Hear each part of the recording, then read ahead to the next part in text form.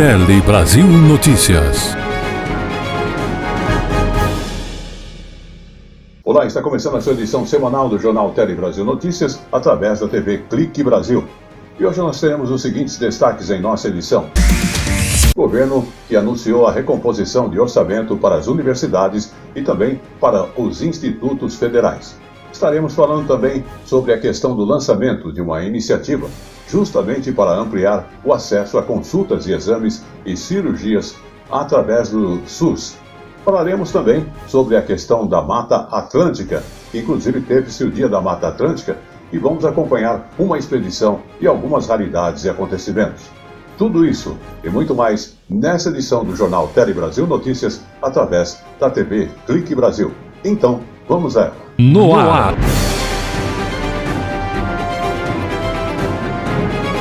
Tele Brasil Notícias. E começamos essa edição falando do governo federal que anunciou uma recomposição do orçamento para universidades e também para os institutos federais. O anúncio foi feito após uma reunião que aconteceu em Brasília com os reitores. E, inclusive, a reunião envolveu a questão da verba e recursos que tinham sido bloqueados e cortados também do orçamento federal. Vamos a mais detalhes do apoio à educação pública pelo Brasil. No total, o Ministério da Educação anunciou uma recomposição de 700 milhões de reais para universidades e institutos federais. 300 milhões virão de recursos que tinham sido bloqueados pelo decreto em março, que limitou os gastos mensais com as despesas não obrigatórias até novembro para respeitar o arcabouço fiscal. Isso abrangia contas de água, luz e também com pesquisas. O ministro Camilo Santana disse que essa verba deve ser disponibilizada para os reitores em 2 dias. Além disso, o MEC também vai repor 400 milhões de reais que tinham sido cortados das universidades quando o orçamento foi votado pelo Congresso. O ministro também adiantou que o ensino superior não deve ser afetado pelo congelamento de 31 bilhões de reais que foi anunciado na semana passada e que a pasta vai criar um grupo de trabalho para analisar medidas para garantir a sustentabilidade do orçamento das universidades. Vamos ver o que o ministro falou. A gente sabe que hoje tem uma lei do Fundeb que garante o financiamento da educação básica e que a gente possa ter uma lei também nacional que garanta os orçamentos das nossas universidades, do ensino superior no Brasil, que é muito importante para o país. Lembrando que as universidades são responsáveis por mais de 90% da pesquisa feita nesse país, que dê mais sustentabilidade, mais garantia de planejamento dos nossos reitores e reitoras das nossas instituições. Vamos agora falar então de praias, porque lá no Rio de Janeiro começou a valer novas regras para as praias da cidade do Rio de Janeiro. Aliás, um assunto que gerou muita polêmica. Então vamos a esta reportagem. E esta medida gerou polêmica entre os donos de quiosques e barraqueiros. E chegou a ser flexibilizada após um acordo. Então ficou assim. Estão proibidos, por exemplo, caixa de som e bebidas em garrafas na areia. A música ao vivo está permitida, mas em locais e horários bem definidos. A Prefeitura defende que as proibições vão melhorar o uso da área pública para impedir condutas que afetem a mobilidade, a limpeza e o bem-estar coletivo. Serão fiscalizadas práticas como o comércio ambulante sem permissão e o secamento de área pública, com o impedimento da utilização e circulação de pessoas na areia da praia. Patinetes e motos elétricas também não poderão circular no calçadão. Alguns tópicos foram motivo de polêmica e, após protesto de comerciantes e ambulantes, a Prefeitura voltou atrás.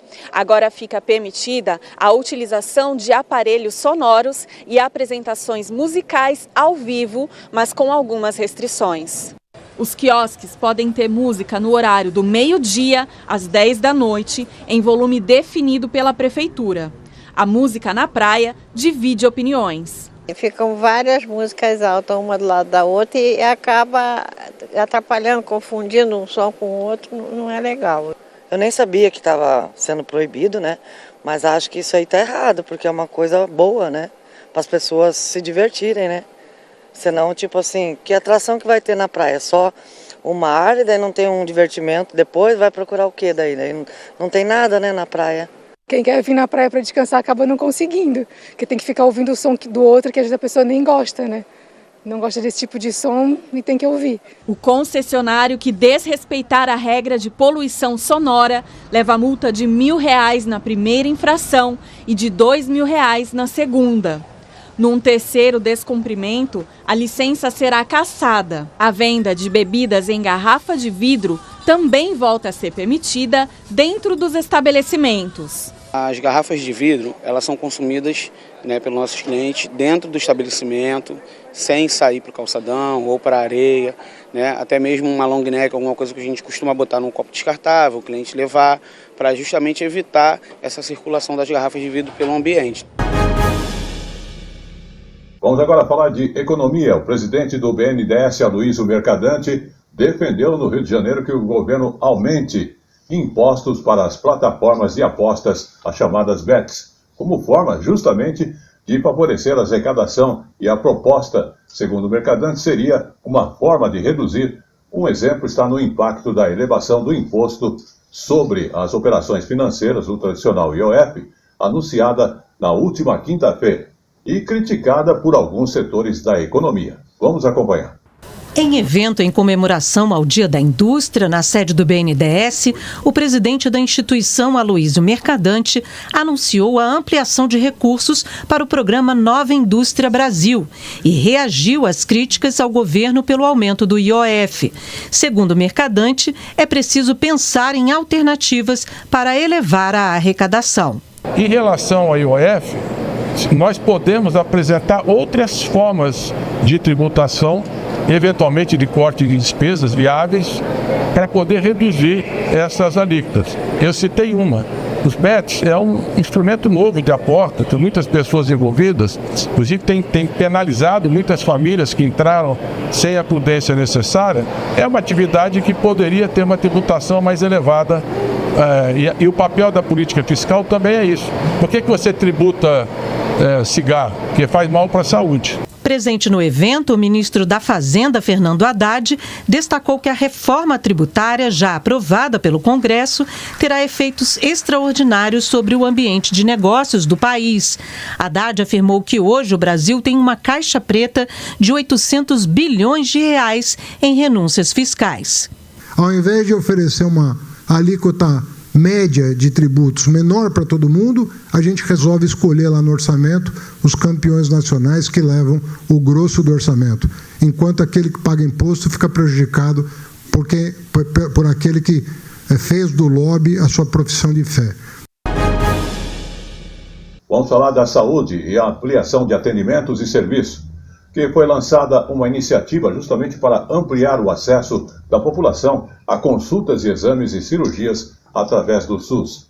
A ideia do governo federal é justamente usar toda a estrutura de saúde aqui do país, essa estrutura que é pública, que já é usada privada. Também é uma expectativa justamente da redução do tempo de espera dos pacientes em locais de atendimento do SUS. Vamos observar mais detalhes na reportagem. O programa propõe uma troca. Hospitais privados, filantrópicos e clínicas poderão se credenciar para atender pelo Sistema Único de Saúde. Bom para reduzir as filas por atendimento especializado na rede pública. Em troca, as empresas de saúde que prestarem o serviço poderão quitar dívidas com a União. O Agora Tem Especialistas prevê a ampliação de consultas, exames e cirurgias, diminuindo assim a espera dos pacientes. É um conjunto de iniciativas que procura, sobretudo, gerar no nosso país uma mobilização máxima de toda a estrutura de saúde que o nosso país tem, seja pública, seja privada, para ter um grande objetivo único: reduzir o tempo de espera para atendimento especializado no nosso país. Uma das prioridades é aproveitar ao máximo a capacidade da rede pública, com a realização de mutirões e ampliação nos turnos de atendimento. O Ministério da Saúde vai garantir também a assistência especializada em regiões desassistidas, com a disponibilização de carretas para consultas e exames. O que nos movimenta é não continuar esperando uma senhora que muitas vezes fica 6 meses, 1 ano, por conta de uma cirurgia de catarata e não consegue mais enxergar seu neto, não consegue mais ler a Bíblia, não consegue ter mais a sua autonomia para o dia a dia. O que nos alimenta é trabalhar fortemente em parceria com os estados e municípios para cumprirmos aquilo que é lei, que em 30 dias a pessoa tem que ter seu diagnóstico do câncer e 60 dias tem que ter o seu tratamento. A medida provisória que criou o programa agora tem especialistas, tem validade imediata, mas precisa passar por análise do Congresso Nacional.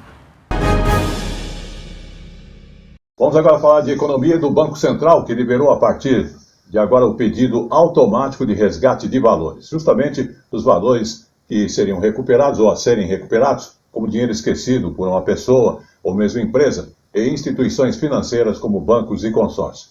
A novidade agora é justamente na forma de solicitar o resgate. Antes era necessário fazer um procedimento manual para cada pedido.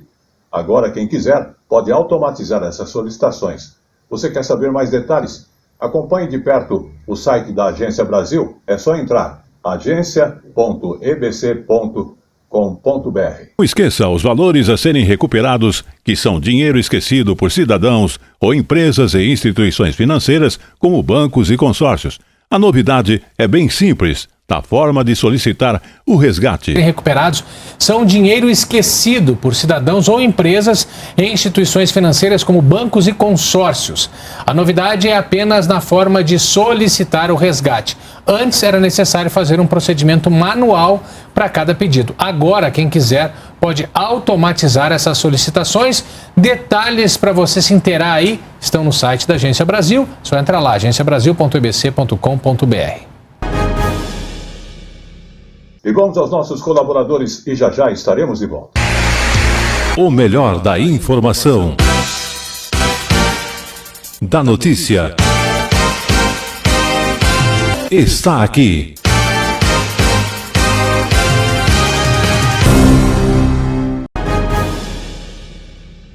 E estamos de volta e falando daquelas misturas de produto de limpeza em casa, né? Porque muita gente acaba não sabendo, mas misturar produtos de limpeza pode ser uma combinação perigosa.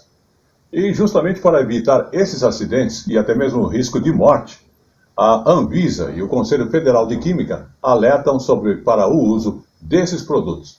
Vamos a essa reportagem. Não é difícil encontrar quem goste de misturar produtos de limpeza. Um hábito, porém, que traz sérios riscos. Em abril deste ano, uma mulher morreu em Goiânia após fazer uma dessas misturas. Uma das mais perigosas e uma das mais comuns é a mistura da água sanitária com um desinfetante que contém amônia, que contém amoníaco.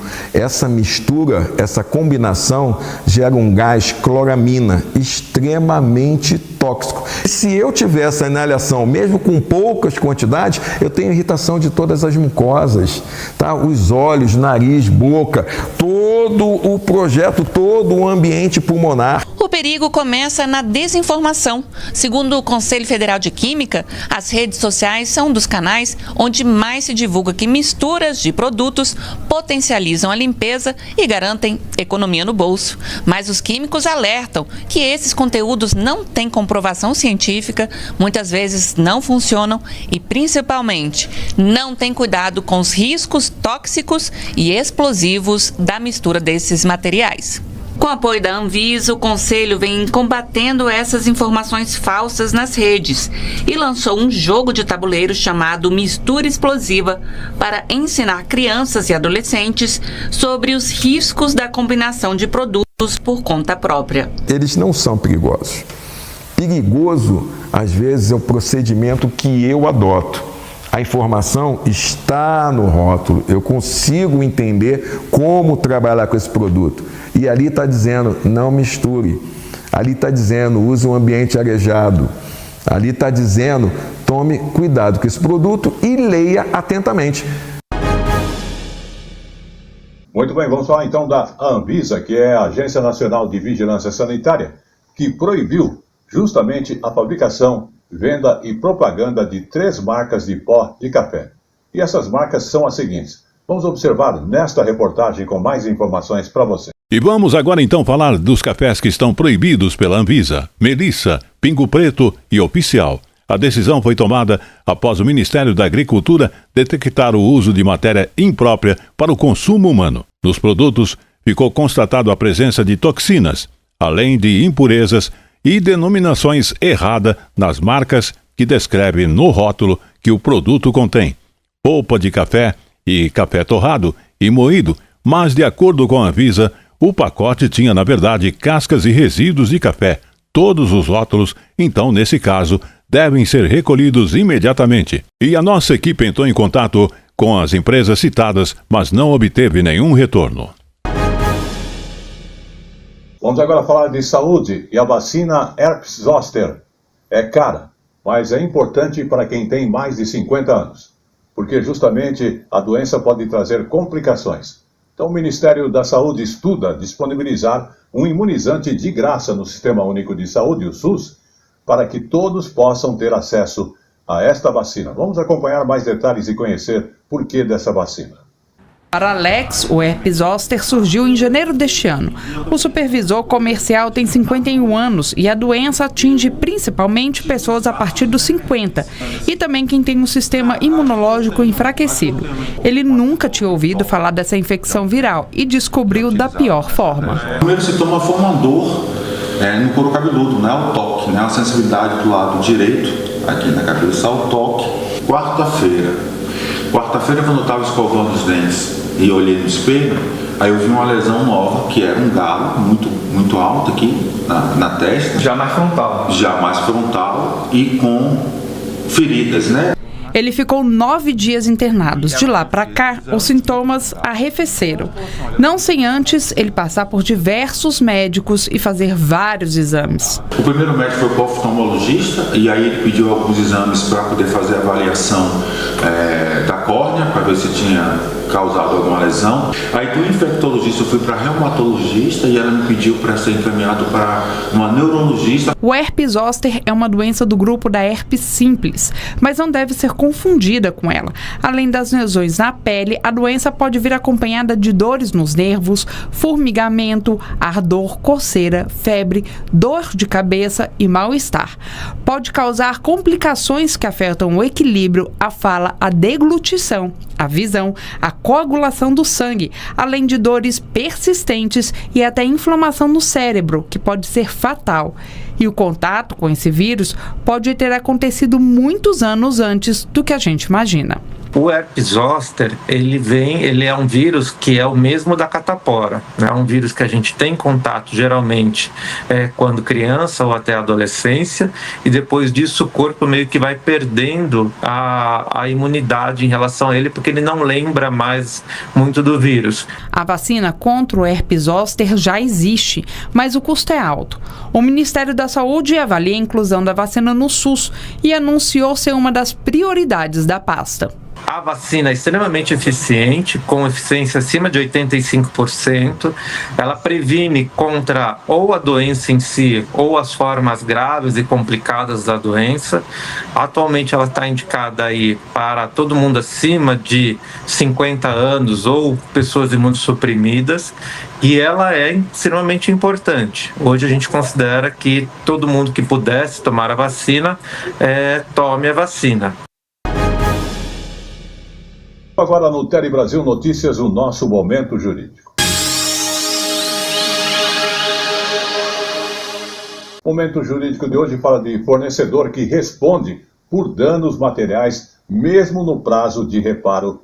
É uma decisão, inclusive, do Superior Tribunal de Justiça. Vamos acompanhar. Prazo para reparo de produto defeituoso não afeta direito ao ressarcimento integral de danos materiais, decide a 4ª turma do Superior Tribunal de Justiça.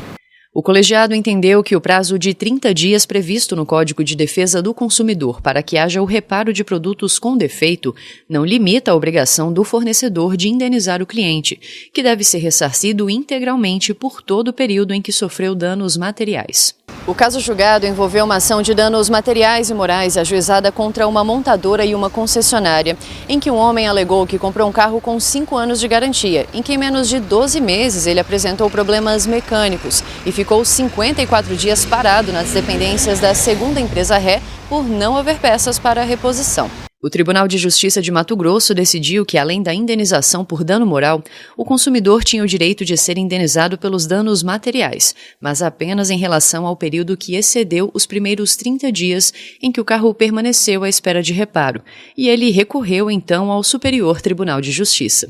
O relator na 4ª turma, ministro Antônio Carlos Ferreira, destacou que o prazo legal não representa uma franquia ou tolerância para que o fornecedor cause prejuízos ao consumidor nesse período sem responsabilidade alguma. De acordo com o relator, uma interpretação sistemática do CDC impõe que o consumidor seja ressarcido por todos os prejuízos materiais decorrentes do vício do produto sem limitação temporal.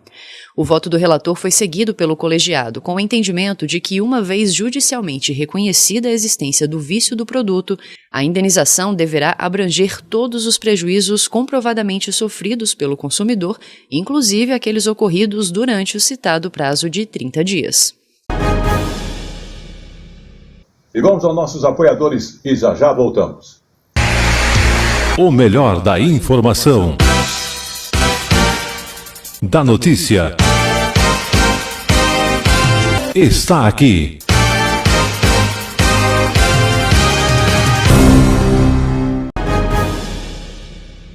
E estamos de volta e agora falando de um assunto que envolve pais e educadores, né? Você sabe como falar sobre violência sexual contra crianças e adolescentes? Um guia da CEPNET traz a linguagem e também a forma correta de abordar essa questão. É esse tema que é muito importante. Porque, inclusive, o uso de termos desatualizados ou impróprios podem distorcer a realidade sobre o abuso e, sem querer, causar ainda mais danos. Vamos observar que é um assunto bastante interessante. Você com certeza já ouviu os termos pornografia infantil e prostituição infantil. Esses são temas em que as palavras têm grande impacto. E os dois termos não devem ser mais usados. Isso porque eles dão a ideia de que a participação nos atos sexuais foi voluntária. Mas quando envolve crianças ou adolescentes, por definição, nunca é consensual. Quando você usa determinadas terminologias como pornografia infantil ou mesmo prostituição infantil, você acaba culpando, ainda que não intencionalmente, essas vítimas, como se elas tivessem participado do ato, como se elas não tivessem sido vítimas ou como se elas tivessem escolhido. Então é super importante a gente pensar em terminologias que protejam as vítimas e não culpabilizem elas ou não coloquem elas como um papel ativo naquela prática. Né? Ela seduziu, ela é que procurou, ela que ofereceu, porque é isso geralmente que acontece quando a gente usa esses termos e essas palavras. Outras boas práticas de comunicação indicadas no guia da SaferNet são preservar a identidade da vítima, como forma de evitar a revitimização, focar na vítima como sobrevivente e não no agressor, respeitando a história da pessoa afetada e seus direitos, e não compartilhar links e capturas de tela do conteúdo criminoso, para evitar que mais pessoas busquem a página ou identifiquem a vítima. O Brasil é o 5º país com mais denúncias de abuso sexual infantil pela internet em um ranking com 51 países do mundo.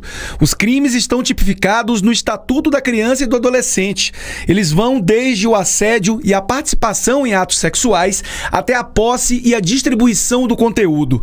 As penas podem ultrapassar 10 anos de prisão. Aumentou muito, inclusive durante a pandemia, quando crianças e adolescentes ficaram mais em casa, aumentou mais ainda. Então, 70% desses casos acontecem com meninas, mas meninos também são vítimas de abuso e exploração sexual. E 68% desses casos acontecem no ambiente familiar, com pessoas que são próximas a essa criança ou a esse adolescente. A Agência Nacional de Direitos da Infância também lançou uma cartilha de orientação sobre o tema em 2013, mas novos crimes surgiram nesse período, como o estupro virtual. Se você não tem nome para determinadas violências, é como se elas não existissem.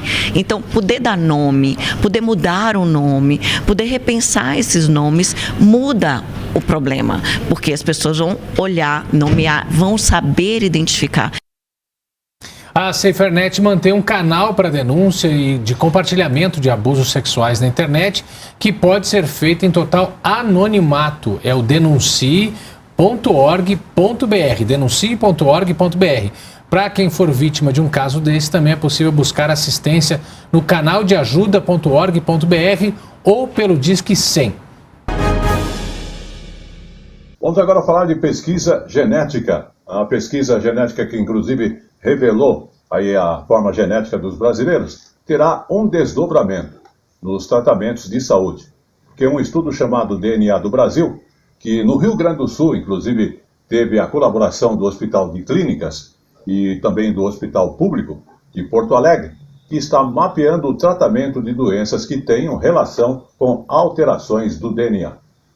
Vamos ver nesta reportagem da TVE do Rio Grande do Sul mais detalhes sobre esse assunto. E vamos agora então falar da genética dos brasileiros, um estudo chamado DNA do Brasil, que no Rio Grande do Sul teve a colaboração do Hospital de Clínicas do Hospital Público de Porto Alegre, que está mapeando o tratamento de doenças que tenham relação com as alterações do DNA.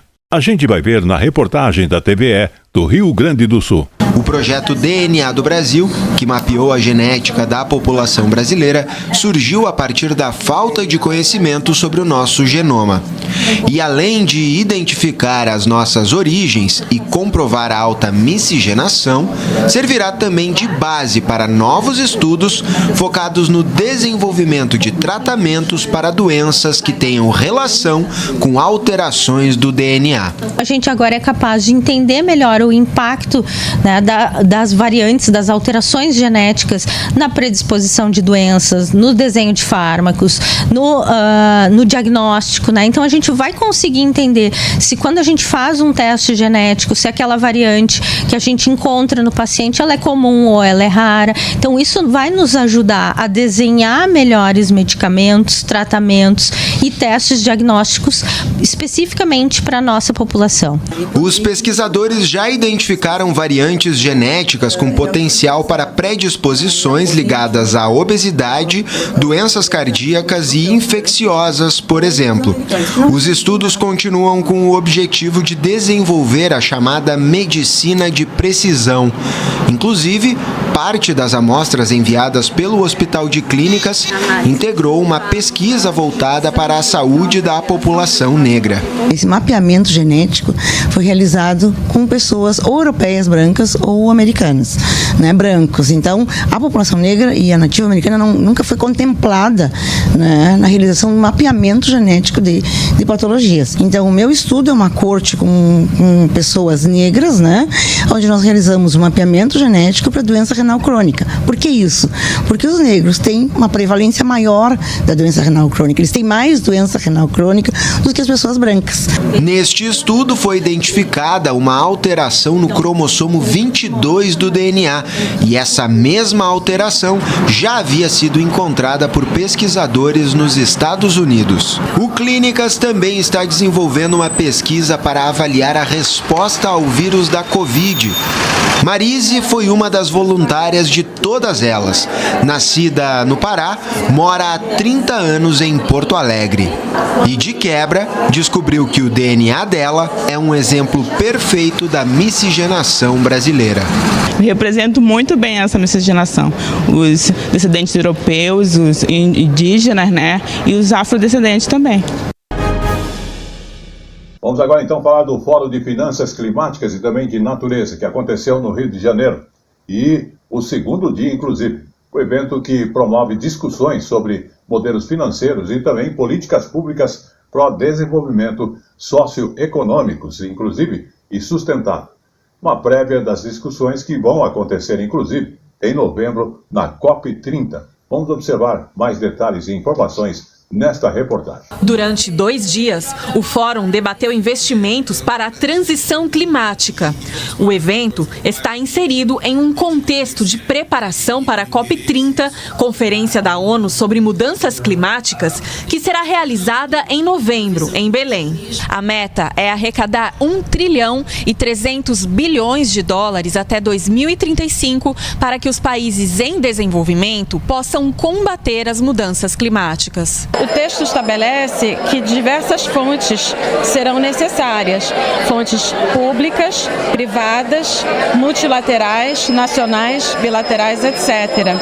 O que cabe ao Brasil agora é liderar essa discussão junto com a presidência da COP do ano passado, em Baku, para que haja um leque realista de soluções. O evento propõe um espaço de diálogo e colaboração voltado a alinhar políticas públicas e mecanismos financeiros para as transformações em curso na economia mundial, como a industrialização verde e a reforma da arquitetura financeira internacional. O objetivo é consolidar o protagonismo do Brasil na transição para uma economia de baixo carbono, socialmente justa e positiva para a natureza. Os resultados estão sendo muito bons no sentido de formulação de uma massa crítica para uma agenda verdadeira de potencial ação, né? Não adianta nós nos propormos a fazer uma COP que é a COP da ação, a COP da implementação, e não trazermos ideias formuladas, planos para serem executados. E vamos aos nossos colaboradores e já estaremos de volta. O melhor da informação, da notícia, está aqui.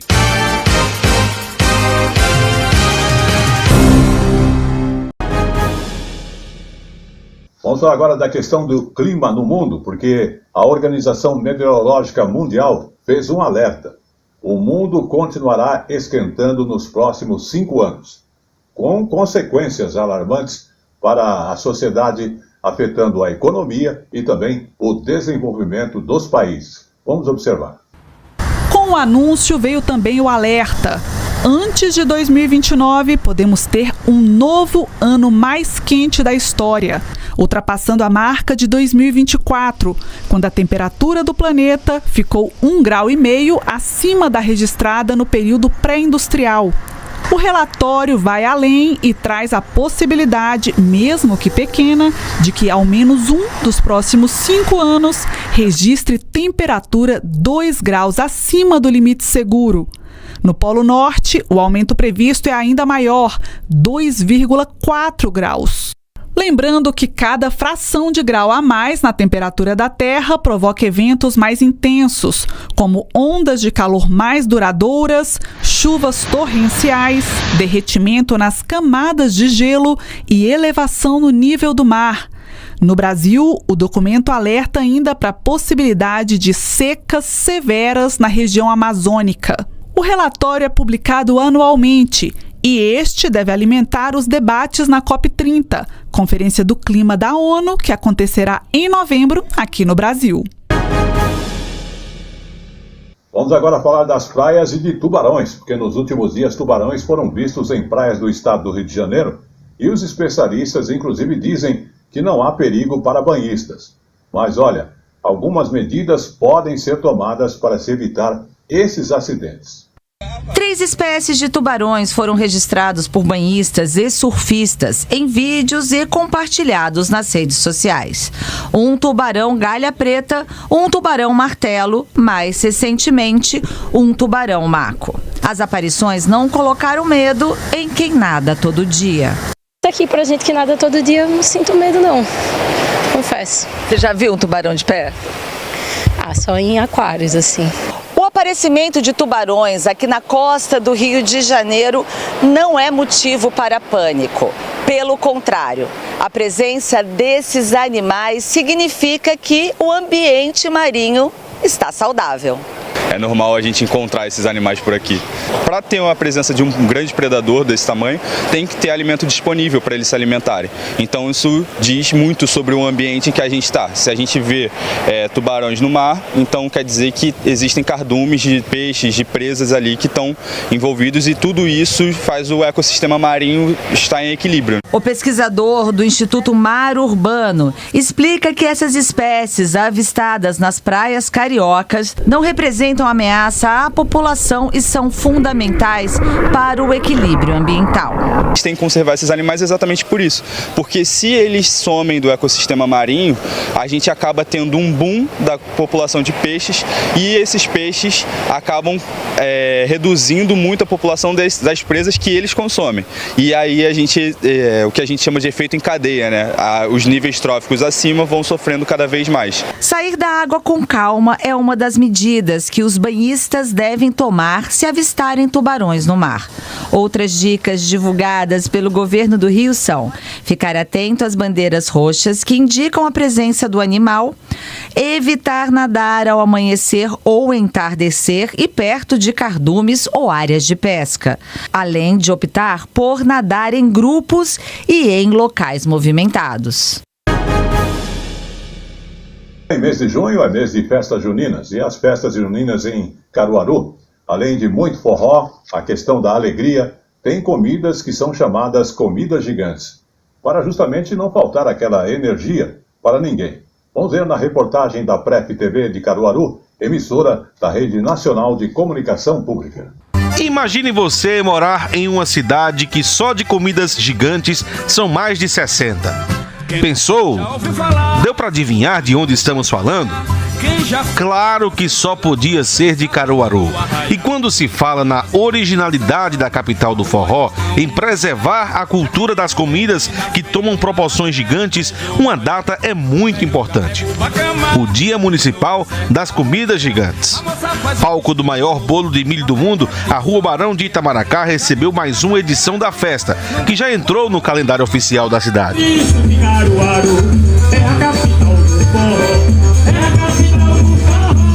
As comidas gigantes fazem um papel fundamental nos bairros, alavancando também a economia do bairro, do próprio bairro. O cara do mercadinho vende, as famílias se envolvem, né? Os vizinhos estão juntos. Responsável por reviver as festas de São João nos bairros, as comidas gigantes trazem aos caruaruenses a tradição das antigas festas, somada com o tempero dos quitutes e um bom forró.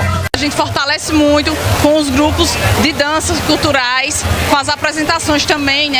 De barra marteiro, banda de pifa. Então a gente reforça bastante essa questão, a gente preserva muito da questão cultural do nosso São João aqui de Caruaru. Com receitas que ultrapassam 100, 200 ou até 800 quilos, as comidas gigantes reúnem o que existe de mais autêntico no São João de Caruaru: comida boa, alegria, festa e, é claro, muito forró. E claro que para curtir o São João de Caruaru e conhecer as comidas gigantes, se você não provar pelo menos uma, você não fez nada. É por isso que hoje eu vou conhecer da melhor forma uma delas, que é o bolo engorda marido. Dê licença aqui, por favor. Lapa de pedaço da gota. Vamos embora provar? Só é por isso que Caruaru é a capital do forró. É bom de verdade. Forró é a capital do forró. É por isso que Caruaru é a capital do forró. Vamos falar também sobre a questão das festas juninas e as decorações da cidade e das casas, né? Então, lá em Caruaru, as festas juninas, os festejos em si, em Pernambuco, trazem duas consequências rápidas que a pessoa pode observar. As casas ficam decoradas e também a economia da cidade acaba ficando aquecida.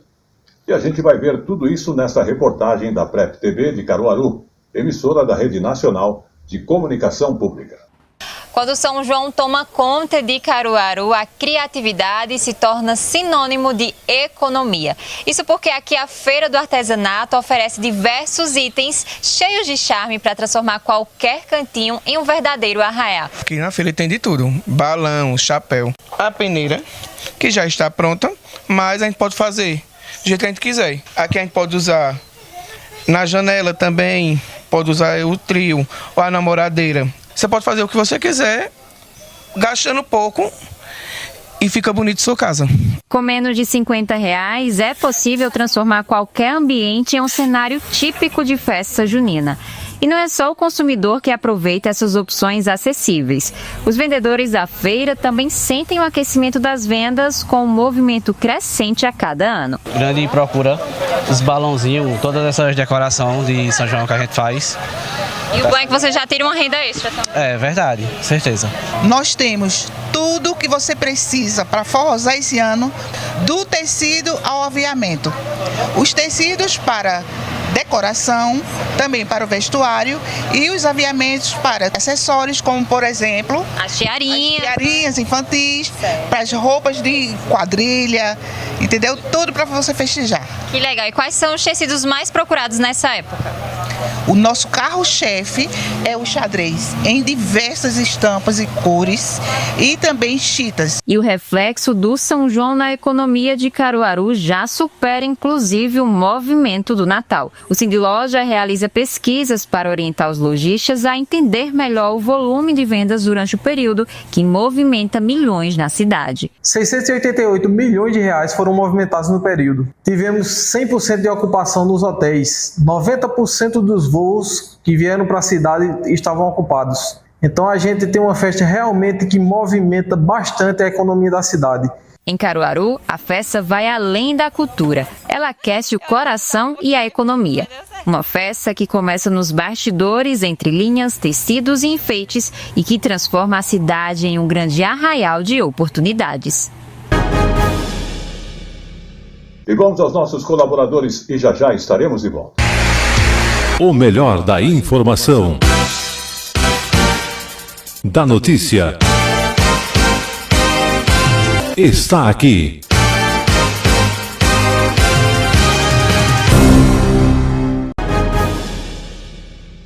Vamos agora então falar um pouquinho da história do Brasil, porque há 40 anos, em maio de 1985, foi inaugurado o Centro Integrado de Educação Pública Tancredo Neves, o primeiro CIEP, projeto inclusive de Leonel Brizola e Darcy Ribeiro, que trazia a ideia de uma educação integral. Vamos acompanhar mais detalhes nessas informações, nesta reportagem. E vamos agora então voltar na história. Há 40 anos, em maio de 1985, foi inaugurado o Centro Integrado de Educação Pública Tancredo Neves, o primeiro CIEP. Projeto de Leonel Brizola e Darcy Ribeiro trazia a ideia de uma educação integral, que além do ensino formal, uma ideia maravilhosa. Implementado no Rio de Janeiro, o projeto até hoje é inovador e marcou a história da educação no país. Rosana chegou no CIEP Tancredo Neves, na zona sul do Rio, 2 anos após a inauguração da Escola de Educação Integral. Aqui ela testemunhou o início de um novo modelo de ensino. O projeto dessa escola, do CIEP, ele foi pensado em favorecer a comunidade, né?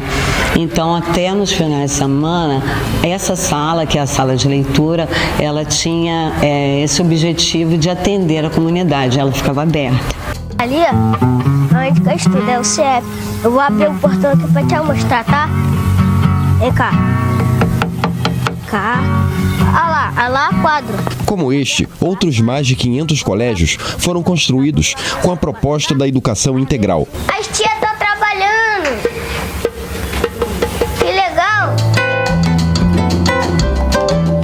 O projeto, idealizado pelo antropólogo Darcy Ribeiro e implementado na década de 80 pelo então governador Leonel Brizola, se baseou na ideia de que a educação pública deveria contemplar o desenvolvimento dos estudantes em todas as dimensões: intelectual, física, emocional, social e cultural. Quem aprende a ler, escrever, contar, vai adiante na vida, pode aprender muitas coisas. Quem não aprende bem ler, escrever, contar, fica varrendo a porta da fábrica, fica marginalizado. Um país em que a maior parte está nessa condição é um país condenado ao atraso. O CIEP é para tirar o Brasil desse atraso. O CIEP envolvia a participação de toda a comunidade escolar. Darcy Ribeiro definiu uma escola-casa. Lia ainda participou das primeiras discussões ao lado do mestre. Quando nem se falava em interdisciplinaridade, o CIEP já trabalhava com interdisciplinaridade, transdisciplinaridade e trabalhava com toda essa questão antirracismo, anti-homofóbica, antimachismo.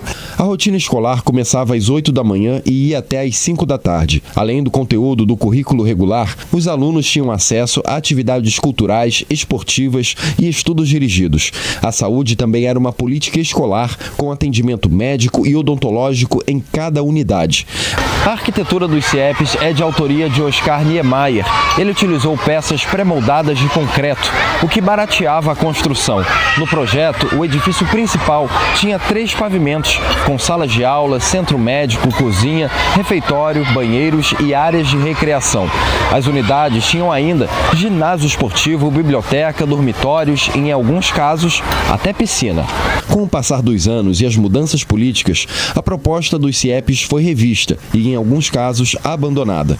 Os prédios que hoje funcionam como escolas regulares são os guardiões dessa memória, assim como todos que passaram pelo projeto. A educação integral é um legado ainda discutido nas políticas atuais. Principalmente comunidades mais simples, de classes populares, classes trabalhadoras, vai haver uma grande procura. Depois, paralelamente, o que vai começar a ocorrer? Uma campanha furiosa contra os CIEPs, que dizia que ali era lugar de bandidos, de maconheiro, quando a ideia era o contrário. Era uma escola pública, da res pública, da coisa pública, do Brasil republicano, que é uma escola pública para todos. Tele Brasil no esporte. E vamos agora à terceira notícia de esporte, falando de Brasília, que se prepara para receber 1.800 motoclubes do Brasil e de várias partes também do mundo. Dia 24 de julho, é um evento que começa em 24 de julho e vai até 5 de agosto. Capital do país, então, se transforma em capital do Moto Week, considerado o maior festival, inclusive de motos e rock da América Latina. Vamos acompanhar e conhecer mais de perto esse evento. Já são 21 anos de história. Durante 10 dias, o Parque de Exposições da Granja do Torto, em Brasília, se transforma numa verdadeira cidade das motos e do rock. E não é pequena. Este ano, a expectativa é receber 800 mil pessoas, 300 mil motos, 1.800 motoclubes do Brasil e do mundo. Serão representantes de mais de 10 países, numa estrutura com praças de alimentação, diversos tipos de comércio, serviços, alojamentos, mais de 100 shows e muita diversão. O festival sempre é uma experiência diferente a cada ano, Então a gente brinca que se a gente fizesse a mesma coisa, o público teria uma experiência diferente. A gente vai ter ali tirolesa, bungee jump, roda gigante, todas gratuitas ao público, porque é uma experiência proporcionada pelas próprias marcas. Toda essa estrutura funciona 24 horas, já que os motociclistas moram no evento, literalmente. O parque é montado de maneira sustentável e durante o dia recebe visitantes especiais.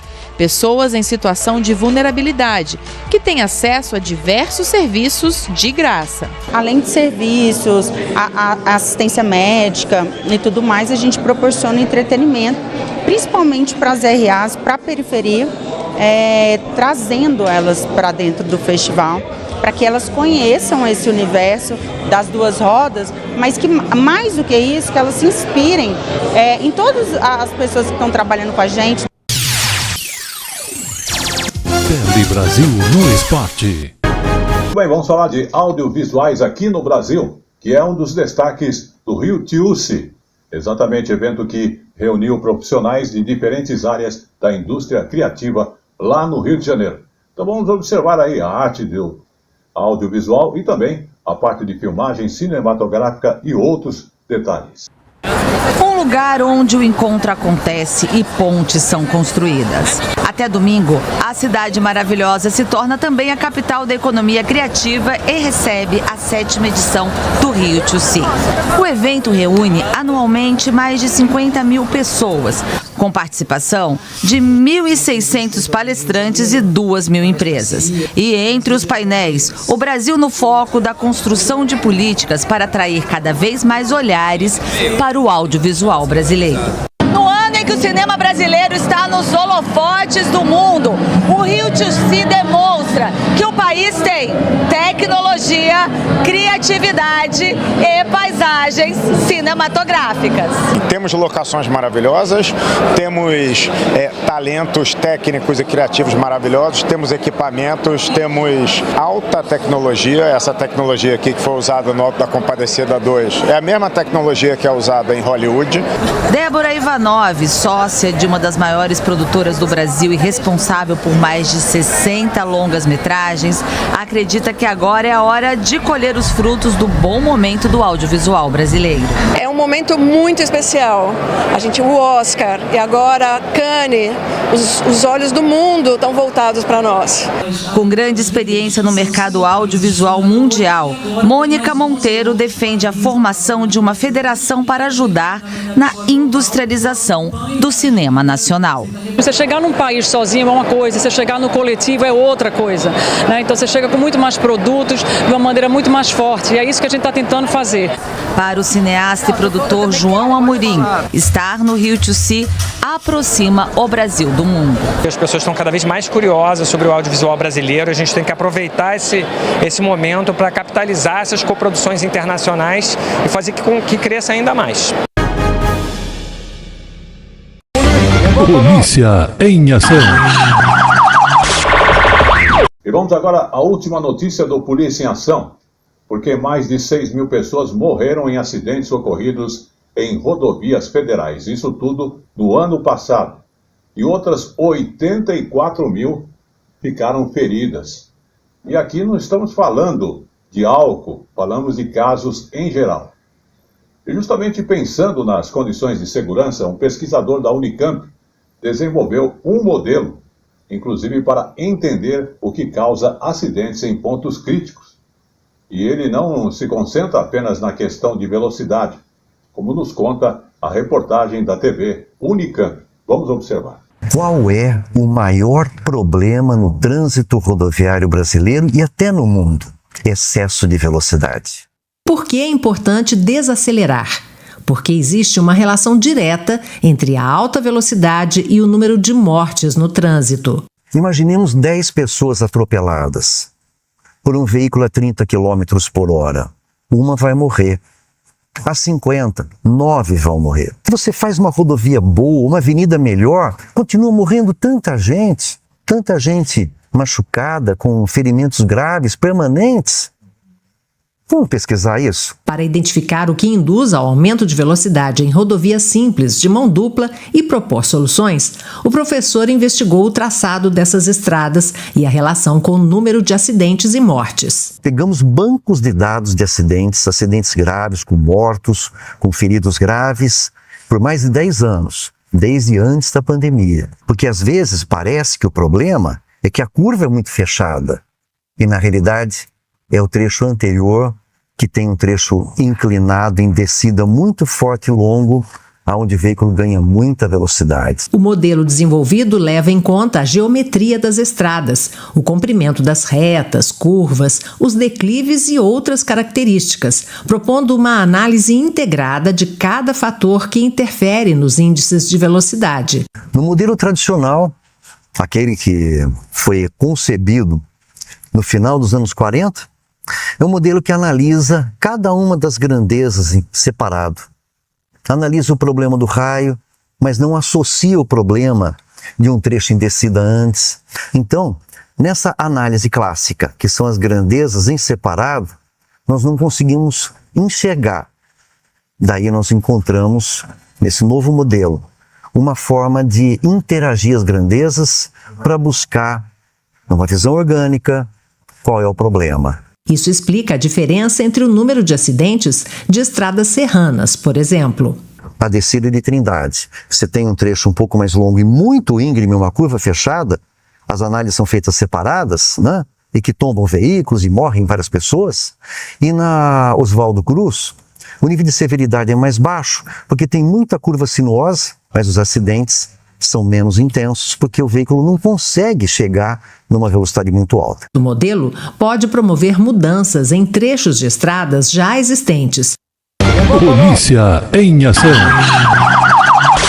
Bom, você gosta de viajar de trem? Então vamos aceitar um convite, porque a TVE do Espírito Santo está nos convidando para uma experiência que pode ser muito boa e inesquecível. Então, vamos pegar o trem. Ao longo do tempo, as viagens de trem foram deixadas de lado e substituídas por outros tipos de condução mais velozes. Atualmente, a malha ferroviária no Brasil é praticamente voltada para o transporte de cargas. Mas ainda é possível embarcar em um vagão, seja para uma viagem rotineira ou ter a experiência de turistar em um veículo que faz parte do imaginário popular. A estrada de ferro Vitória a Minas funciona desde 1907 e transporta cerca de 700 mil pessoas por ano. A rota conecta os estados do Espírito Santo e Minas Gerais. O trajeto entre Cariacica e Belo Horizonte passa por 42 municípios.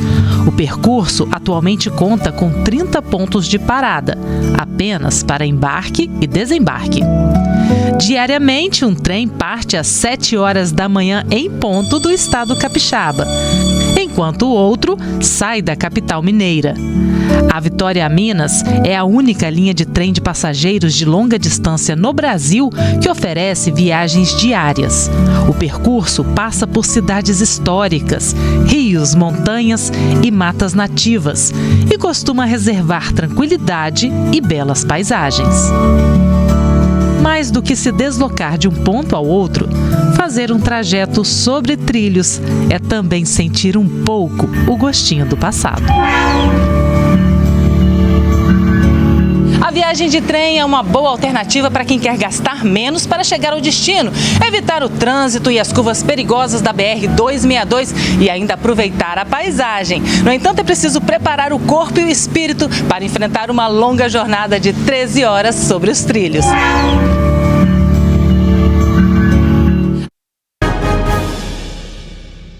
E como eu falo sempre, tudo que é bom dura pouco, e o Tele Brasil Notícias da semana está chegando ao seu final, agradecendo a sua audiência.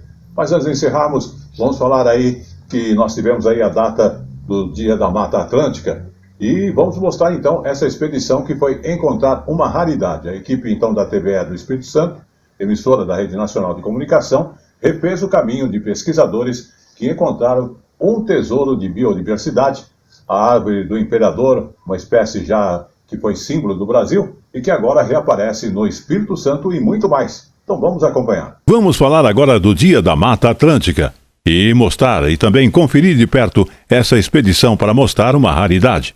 A equipe da TVE do Espírito Santo, inclusive, refez o caminho dos pesquisadores que encontraram um tesouro da biodiversidade, a árvore do imperador, uma espécie que já foi símbolo do Brasil e que agora reaparece no Espírito Santo. Para contar essa história, saímos de Vitória pela BR-101. São 34 quilômetros até o nosso destino, a Reserva Biológica de Duas Bocas. Para encontrar a árvore, vamos pela Trilha dos Guardiões. Quem nos guia é Giovanni, engenheiro ambiental do parque há 20 anos. Cerca de 1,5 quilômetros depois, lá está ela, grande, imponente, como se observasse a floresta de cima. E olha o tamanho dessa árvore. A altura chega a mais ou menos entre 20 e 25 metros. Antiga, centenária. Ela já estava aqui muito antes da gente nascer e das cidades serem construídas. Ela realmente é um pedaço da história viva. Apenas 50 árvores adultas dessa espécie foram encontradas no país. Trata-se de uma planta rara, reconhecida por ter folhas longas e serrilhadas, tronco liso e escuro. Esta aqui já atingiu a fase adulta. Mas como sabemos? Pelas próprias cascas que começam a se soltar e por análises feitas nos frutos e flores. E sabe por que o nome Árvore do Imperador? No Brasil Colônia, os frutos de casca amarela e polpa adocicada que a árvore dá faziam sucesso na mesa de Dom Pedro I e Dom Pedro II. A madeira, de excelente qualidade, foi amplamente utilizada na construção naval, acelerando ainda mais o desmatamento da espécie. Não se faz sentido mais você derrubar uma árvore para plantar um um pé de café, um pé de milho, o que for para a cultura. Então não tem sentido algum você retirar uma floresta para começar um novo plantio. Porque aqui é vida, né? Sim. A gente precisa disso aqui.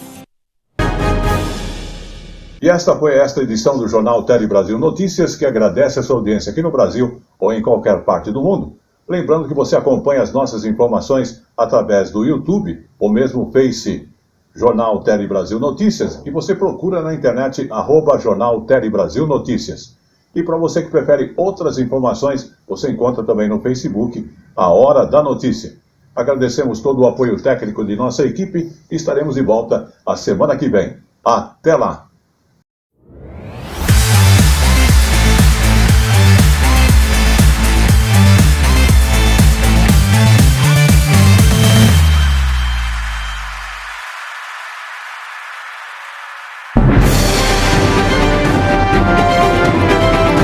Tele Brasil Notícias.